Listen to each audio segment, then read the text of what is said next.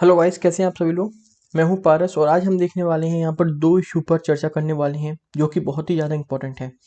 पहला इशू है south China सी के ऊपर है आपका। ठीक है, पहला इशू साउथ चाइना सी के ऊपर है। इसमें यूएस और चाइना किस तरीके से एशियन कंट्रीज में अपनी प्रेजेंस बनाने की कोशिश कर रहे हैं और उनके बीच में क्या स्ट्रगल चल रहा है और अभी ये करंटली ये न्यूज़ में क्यों था, पूरा इसको डिटेल में हम डिस्कस करेंगे। नेक्स्ट, उसके बाद हम देखेंगे जो आपका एफसीआरए एक्ट है एनजीओ के ऊपर। ठीक है, एनजीओ के ऊपर जो रेगुलेशंस फॉरेन कंट्रीब्यूशन जो एक्ट है बेसिकली आपका, उसने जो एनजीओ के ऊपर रेगुलेशंस लगाए हैं, तो उससे कुछ एक्सपर्ट्स यहाँ पर कह रहे हैं कि जो सरकार है बेसिकली वो एनजीओ को नष्ट करने की कोशिश कर रही है। तो इस एडिटोरियल में हम ये पूरा समझेंगे क्या ये रियलिटी में ऐसा ही हो रहा है। तो चलिए वीडियो स्टार्ट करते हैं। ओके, तो यहाँ पर आप देखें, सबसे पहले हम देखने वाले हैं एनजीओ का इशू। एनजीओ का इशू आखिरकार है क्या,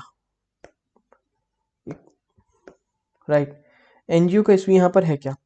यहाँ पर अभी आपको पता है कि कुछ समय पहले यहाँ पर गवर्नमेंट यहाँ पर एफसीआरए एक्ट लेकर आई थी। एफसीआरए एक्ट के अंदर में यहाँ पर गवर्नमेंट ने क्या क्या प्रावधान किए हैं उनको देख लेते हैं। यहाँ पर देखिए आप, एफसीआरए एक्ट के अंदर में बेसिकली एक लेवल्स ऑफ विजिलेंस बढ़ाने के लिए, ठीक है, और जितनी भी इंफॉर्मेशंस हैं एनजीओ की वो सारी प्राप्त करने के लिए गवर्नमेंट ने क्या किया, गवर्नमेंट ने यहाँ पर एक सेंट्रलाइज्ड सिस्टम चालू कर दिया कि उन्होंने कहा कि सबसे पहली बात तो जो आपकी जो बैंक अकाउंट होंगे वो आपके एक ही जगह पर होंगे, एक ही ब्रांच में होंगे। ठीक है, वो स्टेट बैंक की आपकी ब्रांच में होंगे। यहाँ पर स्टेट बैंक ऑफ इंडिया में आपका बैंक अकाउंट होना चाहिए जिसमें आपका फॉरेन कंट्रीब्यूशन आपका आएगा। उसके अलावा और कहीं पर भी फॉरेन कंट्रीब्यूशन की लेने की परमिशन नहीं है। सेकंड चीज इसमें क्या बोली गई, सेकंड चीज इसमें बोली गई है यहाँ पर कि साथ ही साथ जो आपका पैन अकाउंट, पैन नंबर जो है आपका, पैन नंबर, आधार नंबर और उस एनजीओ में जितने इंडिविजुअल मेंबर्स हैं सबसे लिंक्ड होना चाहिए। सारे अकाउंट नंबर वगैरह यहाँ पर आपको लिंक होने चाहिए। पैन अकाउंट, पैन नंबर, आधार नंबर और जितने भी आपके इंडिविजुअल मेंबर्स हैं उस एनजीओ में सबके अकाउंट की डिटेल्स यहाँ पर होनी चाहिए। तो इसी को लेकर यहाँ पर एक इशू क्रिएट हो रहा है, जैसे कि एफसीआरए एक्ट के अंदर में जिस तरीके से ये प्रावधान लेकर आए हैं, तो एक्सपर्ट्स कह रहे हैं यहाँ पर ये सब क्यों हो रहा है। ये सब कहीं ना कहीं यहाँ पर ये सारी टेस्ट करेंगे कि कहाँ कहाँ से फंड आ रहा है और ट्रेस फंड कहाँ कहाँ से आ रहा है। चलो ठीक है, वो आप ट्रांसपेरेंसी लेके आ रहे हो। बेसिकली ये एडिटोरियल जो है वो आपका क्रिटिकली है, बहुत ज़्यादा एंटी गवर्नमेंट है। जो भी स्टेप्स मैं यहाँ पे बताऊंगा वो एंटी गवर्नमेंट द हिंदू ने यहाँ पर कवर अप कर रखे हैं। ठीक है, तो आप हैंडल कर रहे हो वो ठीक है, लेकिन किस पर्पज से इतना ज्यादा आप जो रेगुलेशन यहाँ पर लेके आए हैं उसका कारण क्या है। ठीक है, यहाँ पर एनजीओ का पर्पस बताया गया है। जैसे कि यहाँ पर एक्सपर्ट्स ने कहा एनजीओ का पर्पस क्या होता है, एनजीओ को हमें क्यों चाहिए होता है। एनजीओ हमारी जरूरत इसलिए है क्योंकि जहां गवर्नमेंट नहीं पहुंच पाती है ना, वहां पर एनजीओ सर्विस प्रोवाइड करती है, पहला पॉइंट। दूसरा क्या है, ये कहीं ना कहीं ये गवर्नमेंट को अकाउंटेबल बनाती है, गवर्नमेंट को इफिशियंट बनाती है, गवर्नमेंट को अकाउंटेबल बनाती है। तो इतने ज्यादा रेगुलेशंस, जहां पर एनजीओ का काम क्या है, सर्विस प्रोवाइड कर रही है, उस पर इतने ज्यादा रेगुलेशंस क्यों लगाए गए।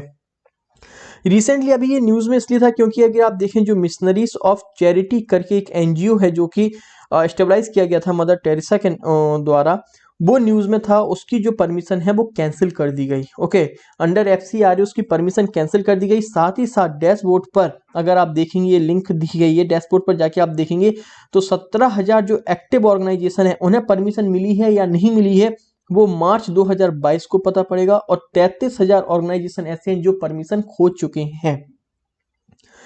तो यहाँ पर इसी को देखते हुए एक्सपर्ट्स ने यहाँ पर कहा है कि ये बेसिकली एक ऑर्गेनाइज पैटर्न है, ये एक organised attack on civil society. Civil society को खत्म करने का सरकार के द्वारा एक पहलू है, सरकार के द्वारा एक स्टार्टिंग है जहां पर वो जितने भी सिविल ऑर्गेनाइजेशन है उन्हें खत्म करना चाहता है। इसके बाद इन्होंने कहा the amendments in the FCRA that restricted the ability to subgrant killed many of the organisation working in very remote areas. तो ये कह रहा है कि एफसीआरए के अंडर में जो एक इन्होंने ये लेकर आए हैं ना रेस्ट्रिक्शंस ग्रांट्स के ऊपर, इस वजह से जो एनजीओ कई सारे रिमोट एरियाज में जहां गवर्नमेंट की सर्विस नहीं पहुंच पाती थी वो एनजीओ अब खत्म हो गए हैं। ओके, वो एनजीओ खत्म हो गए हैं, उनके पास अब कोई इंटरनेशनल फंडिंग बची नहीं, उनके पास पैसा आ नहीं रहा है। तो ये कई सारे एनजीओ यहाँ पर खत्म हो गए सिर्फ गवर्नमेंट की एक जिद के कारण, या फिर गवर्नमेंट ये बताए कि आप इतना सारा कड़क जो लेकर आए हैं वो सारे एनजीओ पर। रेगुलेशन का सिर्फ यही एक तरीका नहीं होता है, हालांकि मैं आपको फिर बता रहा हूँ ये पूरा एंटी गवर्नमेंट है आपका, इस वजह से ये सारे पॉइंट्स यहाँ पर बोले गए हैं। आफ्टर दैट इसमें क्या हो रहा है कि गवर्नमेंट ने एनजीओ के ऊपर इतने सर्विलेंस लगा रखे हैं, इतनी ज़्यादा डाटा यहाँ पर प्रोवाइड करने को कहा गया है कि आप ये अकाउंट्स की डिटेल्स देंगे, ये सारी चीज़ें करेंगे, तो अब वो एनजीओ बेसिकली आपके गवर्नेंस का काम करेगा। ऑथर यहाँ पे क्या था, एनजीओ यहाँ पे गवर्नेंस का काम करेगा या फिर जो गवर्नमेंट की रिक्वायरमेंट है ये सारे डेटा वगैरह पर ध्यान देगा। एनजीओ यहाँ पर ध्यान किस चीज पर दे, तो कहीं ना कहीं इससे क्या हो रहा है, जो लास्ट अंत्योदया, जो लास्ट एम होता है एनजीओ का, अंत्योदया क्या होता है कि अंत्योदया होता है कि एक आखिरी आदमी तक फैसिलिटीज को प्रोवाइड करना। ओके, उस ठीक है, अंत्योदय बेसिकली जो लास्ट में सर्विस प्रोवाइड करना है जिसको, तो बेसिकली जो एक बेसिक प्रिंसिपल है एनजीओ का वो फुलफिल यहाँ पर नहीं हो रहा है ड्यू टू गवर्नमेंट के जो एफसीआरए टाइप के आप रेगुलेशंस लेकर आ रहे हैं। तो कहीं ना कहीं गवर्नमेंट ये क्या कर रहा है, ऑथर के हिसाब से गवर्नमेंट यहाँ पर जो आपका एनजीओ वगैरह है, सिविल सोसाइटीज वगैरह हैं, उनको खत्म करने की कोशिश कर रहा है। अब बात ये आती है कि फंडिंग का इशू है क्यों, एनजीओ को फंडिंग आखिरकार चाहिए क्यों है, तो यहाँ पर ऑथर सिंपली कहता है कि एनजीओ को फंडिंग इसलिए चाहिए, जैसे कई सारी ऑर्गेनाइजेशंस हैं जो काम कर रही हैं फॉर अच्छे पर्पस के लिए, जैसे डॉक्टर्स विदाउट बॉर्डर्स या रिपोर्टर्स विदाउट बॉर्डर्स, इनको आप देखें इंटरनेशनली फंडिंग मिलती है, ऐसा नहीं है कोई एक कंट्री इनको फंडिंग कर रहा है, कई सारी कंट्रीज इनको फंडिंग करती हैं। उसी तरीके से एक जयपुर का भी आप देखें, जयपुर की भी एक है यहाँ पर भगवान महावीर विकलांग सहायता समिति, यहाँ पे भी आप देखें ये जयपुर में है, लेकिन इसको ऑल ओवर द कंट्रीज इसको यहाँ पर फंडिंग मिलती है। और अगर आप इस तरीके से आप एफसीआरए टाइप के अगर रेगुलेशंस यहाँ पर लेकर आएंगे तो ये फिर एनजीओ, वो पैसा कहाँ से आएगा एनजीओ के पास और वो काम कैसे कर पाएंगे। पूरा आर्टिकल ये है, मतलब कि इसमें क्या क्या इशू राइज किए गए हैं एफसीआरए के ऊपर, जो आपने यहाँ पर बेसिकली बैंक अकाउंट लेके आना है, स्टेट बैंक में ही खुलना चाहिए, वो भी दिल्ली में खुलना चाहिए, पैन आधार नंबर ये ऑडिट करना है आपको, ये सारी ऑडिट के डॉक्यूमेंट्स यहाँ पर सबमिट करना है। तो ये सारी जो चीजें हो रही है ना कहीं जो गवर्नेंस का पर्पस है एनजीओ का, सिविल सोसाइटी का जो एक एम होता है अंत्योदया लास्ट मैन तक सर्विस प्रोवाइड करना अपनी, वो कहीं ना कहीं फुलफिल नहीं हो पा रहा है। ओके, मैं फिर बोलता हूँ इतना ज्यादा एंटी गवर्नमेंट आप पेपर में नहीं लिखेंगे, बहुत ही ज्यादा एंटी गवर्नमेंट है, इसका आपको बैलेंस व्यू पेपर में लिखना होगा। नेक्स्ट जो मैंने आपको बताया था साउथ चाइना सी का, ठीक है, साउथ चाइना सी में क्या हो रहा है यहाँ पर, अभी जो ब्लिंकन्स हैं, ओके, ब्लिंकन्स जो है सेक्रेटरी हैं वहाँ के, the secretary of state visited south east Asian countries में, इन्होंने यहाँ पर क्या किया, विजिट किया, ठीक है, साउथ ईस्ट एशियन कंट्रीज में विजिट किया। कहाँ कहाँ पर विजिट किया इन्होंने, ये विजिट किया इन्होंने इंडोनेशिया में, ठीक है, यहाँ मलेशिया में किया, और इनको थाईलैंड जाना था। यहाँ पर तो विजिट कर पाए, लेकिन थाईलैंड जब ये विजिट कर रहे थे तो ये वहाँ पर रुक नहीं पाए, सिर्फ कुछ पल के लिए थाईलैंड गए, क्योंकि इनके एक मेंबर को यहाँ पर कोरोना हो गया था, उस कारण से थाईलैंड नहीं रुक पाए।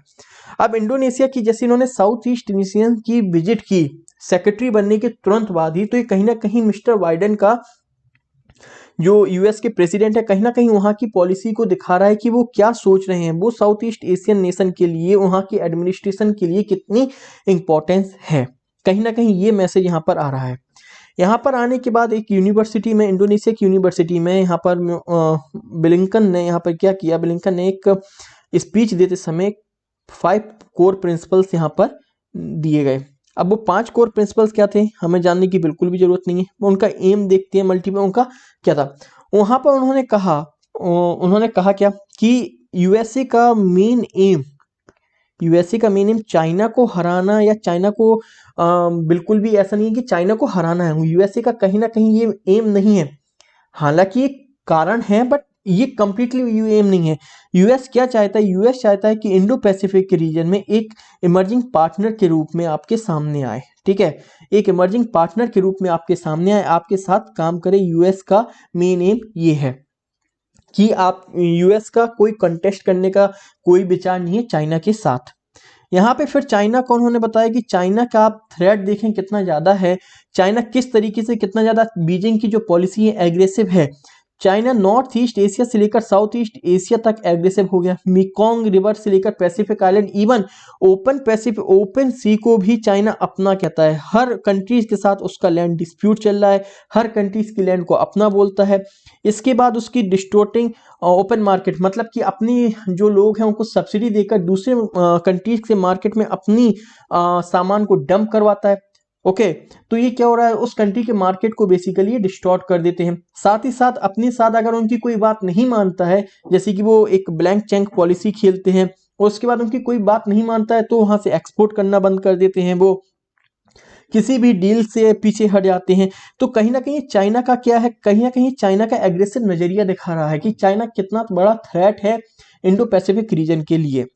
इसके बाद यहाँ पर ऑथर क्या कहता है, ऑथर कहता है कि इस समय क्या है, बेसिकली चाइना हो गया और यूएसए दोनों ही एशियन नेशन को अपनी अपनी तरफ करने की कोशिश कर रहे हैं। ओके, दोनों ही मल्टीपल यहाँ पर इन्वेस्टमेंट कर रहे हैं, जितना ज्यादा से ज्यादा इन्वेस्टमेंट हो पाए। चाइना किस तरीके से कर रहा है, चाइना अपना जो उसका OBOR प्रोजेक्ट है उसके तहत यहाँ पर बहुत ही ज्यादा इंफ्रास्ट्रक्चर में यहाँ पर इन्वेस्टमेंट कर रहा है। यहाँ पर यूएस भी पीछे नहीं, यूएस यहाँ पर आप देखेंगे multiple profile high profile visits कर रहा है यहाँ पर। साथ ही साथ जैसे कि चाइना को OBR प्रोजेक्ट है, इसी तरीके से यूएस का यहाँ पर build back better world initiatives है, ब्लू डॉट नेटवर्क है। इसके तहत वो चाइना भी यूएस भी यहाँ पर साउथ ईस्ट एशियंस में इन्वेस्टमेंट कर रहा है। साउथ ईस्ट एशिया की अगर हम बात करें तो दोनों कंट्रीज में अच्छा खासा कंपटीशन चल रहा है, यूएस और चाइना में अच्छा खासा कंपटीशन चल रहा है। ठीक है, दोनों ही यहाँ पर यूएस ने एक बात और बोली, फ्रीडम ऑफ नेविगेशन की बात करते हुए यूएस ने बोला कि freedom of navigation of dispute तो बिल्कुल ही चाइना नहीं मानता है। पूरा साउथ चाइना सी चाइना कहता है ये हमारा चाइना सी है। ठीक है, एक सीरियस थ्रेट है फ्रीडम ऑफ नेविगेशन के लिए। और यूएस ने इसके बाद कहा कि अगर इसी तरीके से कंटिन्यू रहा बीजिंग का एग्रेशन, तो उससे कहीं ना कहीं आप देखें जिस तरीके साउथ चाइना सी में वो अपनी मोनोपोली दिखाता है, उस तरीके 3 ट्रिलियन बर्ड्स का हर साल नुकसान होता है ड्यू टू सिर्फ चाइना के कारण। चाइना की जो पॉलिसी है कि साउथ चाइना सी चाइना के उसमें आता है। साथ ही साथ यहाँ पर ब्लिंकिंस ने एक और पॉइंट यहाँ पे हाईलाइट किया। ब्लिंकिंस ने कहा बेसिकली अगर आप 2016 की इंटरनेशनल ट्रिब्यूनल की भी अगर आप रूलिंग देख लेते हैं तो वहां पे भी क्लियरली रिजेक्ट कर दिया गया था कि China South China Sea basically open sea है, does not belong to China. तो पर चाइना एक पावरफुल कंट्री है, चाइना ने इग्नोर कर दी, बात को नहीं माना गया। इसके बाद यहाँ पर देखते हैं बीजिंग इज इन्वेस्टिंग है, बीजिंग भी यहाँ पर बहुत ज्यादा इन्वेस्ट कर रहा है। साथ ही साथ बीजिंग ने इतना ज्यादा इन्वेस्ट कर रखा है कंबोडिया लाओस में, ये चाइना के एक ऐसे पार्टनर हैं कि कहीं ना कहीं एशियान की यूनिटी पर भी सवाल उठा देते हैं। अगर वहां पे एशियन कंट्रीज में चाइना के खिलाफ बात होती है तो कंबोडिया और लाओस एक ऐसे फेथफुल पार्टनर है चाइना के जो वो उस यूनिटी की भी केयर नहीं करते, एशियन यूनिटी की, वो चाइना के लिए खड़े हो जाते हैं। इसके बाद इंडोनेशिया हो गया, वियतनाम हो गया, यहाँ पे भी चाइना का बहुत ही ज्यादा दबदबा यहाँ पर आपको देखने को मिलेगा क्योंकि बहुत ज्यादा इन्वेस्टमेंट हो रही है। इसलिए यहाँ पर मिस्टर ब्लिंकिंग ने कहा कि यूएस बहुत ही ज्यादा इंटरेस्टेड है और कमिटमेंट करता है यहाँ पर कि वहां पर वो इंफ्रास्ट्रक्चर पर पैसा इन्वेस्ट करेगा, पोर्ट्स, रोड्स, ठीक है, पावर ग्रिड्स, ब्रॉडबैंड, इन सारी चीजों पर इन्वेस्टमेंट करेगा। आगे चर्चा करते हुए ब्लिंकिंग कहते हैं कि क्वाड मेंबर्स जो चाइना यूएस के मेंबर्स हैं, यूएस के साथ काम करते हैं, यूएस, जापान, ऑस्ट्रेलिया और इंडिया, अगर आप इनके साथ भी क्वाड मेंबर्स की भी देखें, ओके, जो यूएस ग्रुप है बेसिकली पूरा एक इंडिया ग्रुप है आपका, वहां पे भी $48 बिलियन यहाँ पे इन्वेस्टमेंट किए गए हैं इन गवर्नमेंट्स के द्वारा कि वहां के इंफ्रास्ट्रक्चर के लिए। तो आप कहीं ना कहीं देख सकते हैं कि यूएस कितना ज्यादा इंटरेस्टेड है आपके साउथ ईस्ट एशिया में, ओके, एशियन कंट्रीज में, और कितना ज्यादा इन्वेस्टमेंट आपके साथ काम करने के लिए इंटरेस्टेड है। इस तरीके की बात ब्लिंकिंग के द्वारा की गई। इसके बाद यूएस ने कमिटमेंट भी की कि वो और ज्यादा फोकस करेगा ट्रेड को कैसे ज्यादा से ज्यादा इंक्रीज किया जाए, टेक्नोलॉजी अपलिफ्टमेंट हो, decarbonisation, green energy, clean energy को यहाँ पर लाया जा सके। तो कहीं ना कहीं ये पूरा आर्टिकल क्या दिखाते हैं, पूरा आर्टिकल यहाँ पर दिखा रहा है कि यूएस और चाइना ने यहाँ पर किस तरीके से एशियन कंट्रीज में अपना अपना मतलब बेसिकली कितना इंपॉर्टेंस है एशियन कंट्रीज की, इस स्पीच से यहाँ पर समझ में आता है जो ब्लिंकिंस ने साउथ ईस्ट एशियन नेशंस में जाकर दी। अब इसके बाद ये आता है कि यहाँ पर कहीं ना कहीं एशियन कंट्रीज को ये समझना होगा, कंक्लूजन में ये दिया गया है यहाँ पर एशियन कंट्रीज को ये समझना होगा कि एशियन कंट्रीज अगर यूनाइटेड रहते हैं, साथ में रहते हैं, तो चाइना की तरफ से भी उन्हें बहुत कुछ मिल सकता है और यूएस की तरफ से भी उन्हें बहुत कुछ मिलेगा। लेकिन जैसे कि लाओस, कंबोडिया, ये यूनिटी का भी, एशियन यूनिटी पर भी सवाल उठा देते हैं, कहीं ना कहीं टूटने की कगार पे आ जाता है। तो ये बहुत ही ज़्यादा हार्मफुल होगा आपके एशियन कंट्रीज के लिए। इससे क्या होगा, इससे कहीं ना कहीं आप देखें जिस तरीके से ब्लॉक्स क्रिएट हो जाएंगे, कुछ एशिया यूएस की तरफ होंगे, कुछ चाइना की तरफ होंगे। गाइस ये पूरा हिंदू का आर्टिकल से, ये 2 ही आर्टिकल्स आज इंपॉर्टेंट थे। अगर आपको वीडियो पसंद आती है तो लाइक, शेयर और सब्सक्राइब जरूर करें वीडियो को। And thank you so much guys. अगर वीडियो पसंद आए तो लाइक, शेयर, सब्सक्राइब एंड जरूर करें।